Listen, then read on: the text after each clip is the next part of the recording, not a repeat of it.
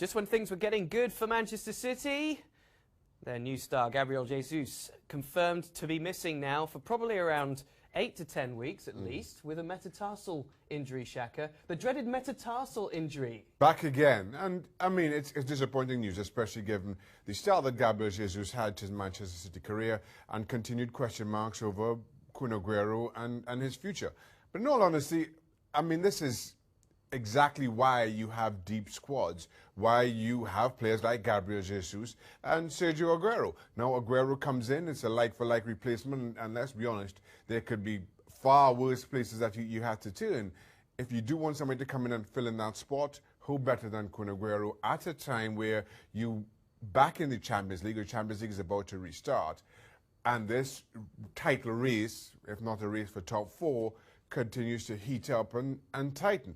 It's not great news, but when you've got Aguero to call on, it could be a whole lot worse. What do you think Pep Guardiola is going to say to Aguero in terms of trying to integrate him into that front three? Because you would imagine he'd keep with Sané and Sterling. They've been so successful with Gabriel Jesus. Is it something that Aguero is going to be able to adapt to? I see absolutely no reason why not. And it's not so much what Pep Guardiola is going to say to him now, it's what he's been saying to him over the last couple of weeks to reassure Aguero that he's got a future at the club and is going to be playing a pivotal role at the very least between now and the end of the season. Now, a lot was made of Aguero's reaction to being left out and him saying, well, he's here for 3 months and then we see. That's just footballer talk. And to be quite honest, everybody's in that exact same position. You know, despite the length of your contract or whatever it may entail, that it's up to the club to make that decision. Now, Aguero is seeing that and, you know, saying it's no surprise and it's no shock, certainly not to me. Now, again, it's how his relationship is with Pep Guardiola, how he feels, and his sense of professionalism.